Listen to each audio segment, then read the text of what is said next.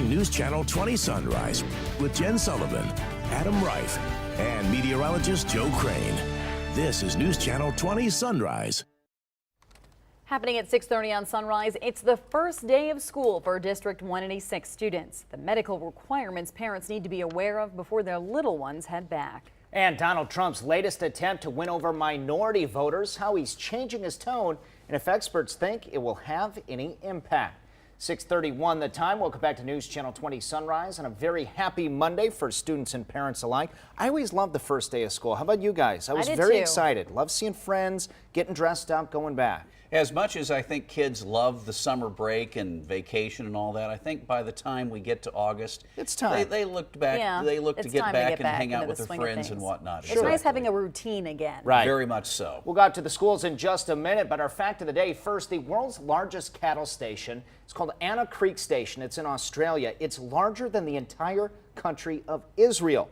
Luckily, there's not much grass down there because it's a whole lot to mow. So they've got a bunch of ranchers going through. Could you imagine trying to keep track of all your land? No. I wouldn't even know if anybody's squatting on it or if anybody's, you know. Yeah, that's true. You got a tree growing over the fence into your neighbor's yard, or whatever. It's down in the southern. You probably have land you've never even seen before. Probably. But yeah, they make a whole lot of money down there with a lot of sheep and wool and all kinds of stuff. So down there, it's starting about the same weather here as they're heading into spring. Into the spring Mm-hmm. season, because they're opposite of where we are from a weather standpoint in the southern hemisphere. All right, as we head off to school here in the northern hemisphere this morning, live Doppler radar showing it all quiet across central Illinois with clear skies overhead, calm winds, but some patchy fog here and there. Most of us visibility in good shape, but visibility down to about 1/8 of a mile in Taylorville, to about 7 miles in Lincoln, to about 4 miles in Danville.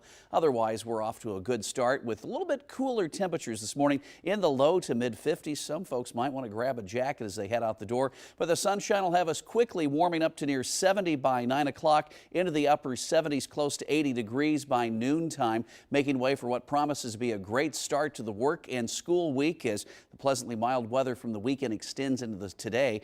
But by midweek, we'll be tracking locally heavy rains. That and a look at the weekend forecast, all in your 7-day outlook, coming up in about 10 minutes. Jen, Adam. District 186 students officially heading back to school today. As we mentioned, an exciting day for all of them. News Channel 20 Sunrise reporter Akila Davis is live outside of Matheny-Withrow Elementary School with more on what's in store this year. Akila, good morning.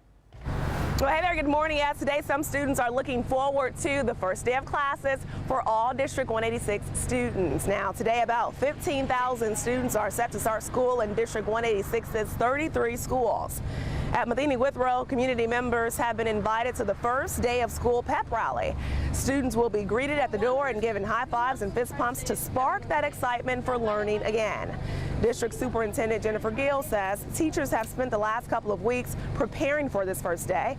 Just days ago, there was a district-wide teacher orientation.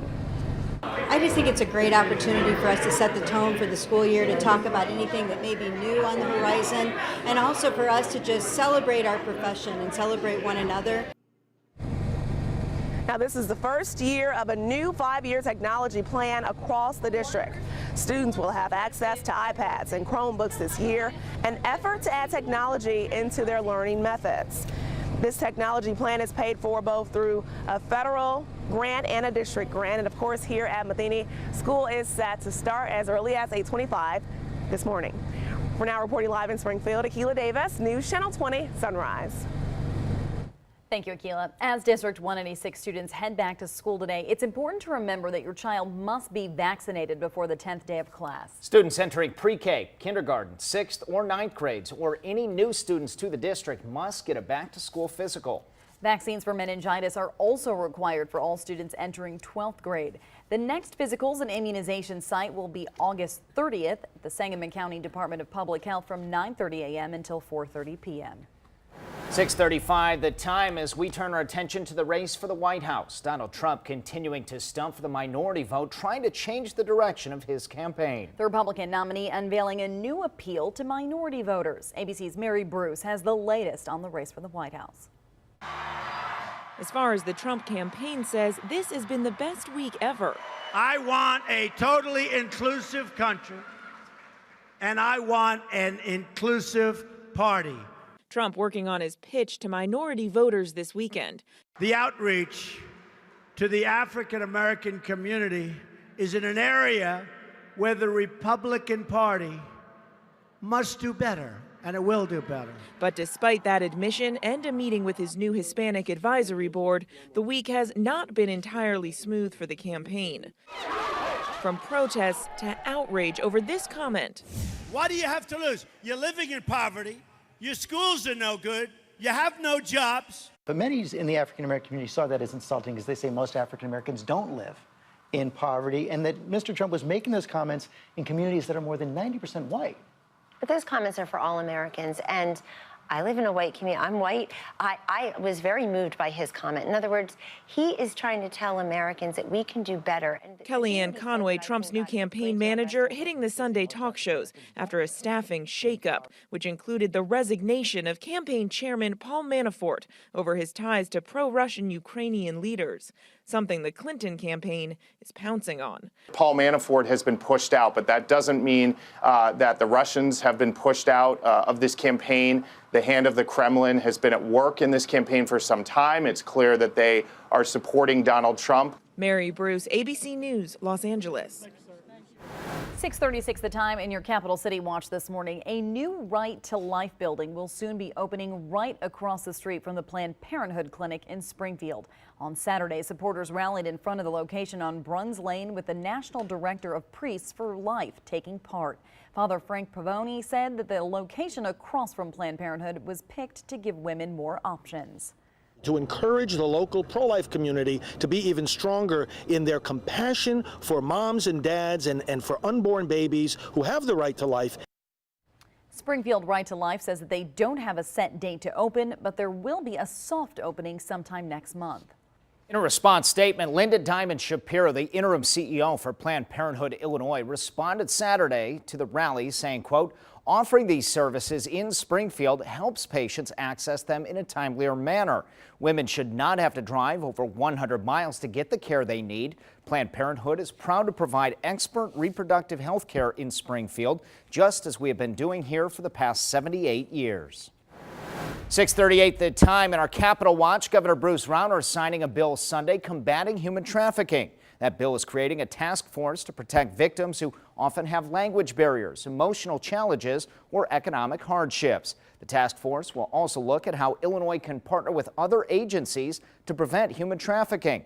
Governor Rauner says creating this task force is an important step in combating the issue head on. Illinois has become the latest state to give more legal protections to in-home caregivers. Governor Rauner signing another bill that guarantees a day off for a 7-day work week, minimum wage pay, and extends sexual harassment protections. 6 other states have already passed similar laws. Illinois is the first state in the Midwest to adopt them. This law will take effect in 2017.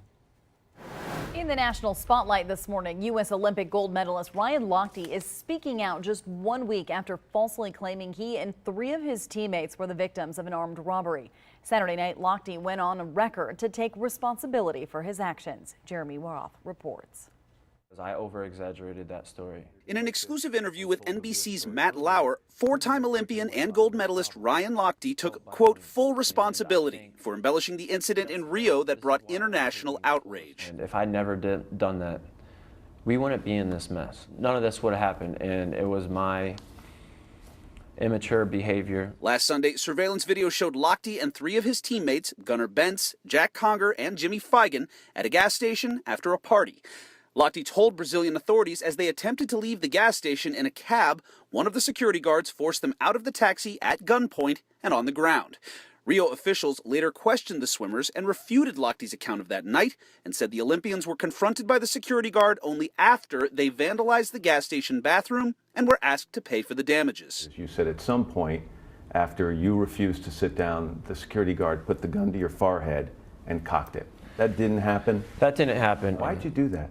I don't know why. I was still intoxicated. I was still under that influence. The International Olympic Committee and USA Swimming are investigating the incident and will determine whether the swimmers will face fines or suspension. I'm Jeremy Roth reporting.